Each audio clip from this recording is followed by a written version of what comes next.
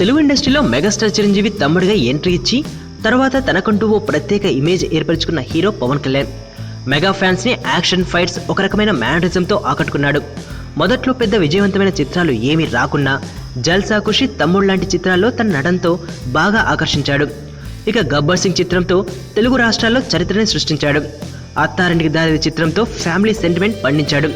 ఇక రీసెంట్ గా విడుదలైన సర్దార్ గబ్బర్ సింగ్ చిత్రం మాత్రం అనుకున్న స్థాయికి చేరుకోలేకపోయారు పవన్ కళ్యాణ్. దీంతో తన నెక్స్ట్ మూవీపై చాలా జాగ్రత్తలు తీసుకోబోతున్నారట. అంతేకాదు సెంటిమెంట్ కూడా బాగానే ఫాలో అవుతున్నట్లు తెలుస్తుంది. తన తాజా చిత్రం కోసం శృతి హాసన్ని సెంటిమెంట్ గా హీరోయిన్ గా తీసుకోవాలని అనుకుంటున్నారట. పవన్ తన హాలిడేస్ నుంచి వచ్చాక ఈ విషయంపై అనౌన్స్మెంట్ వచ్చే అవకాశం ఉంది.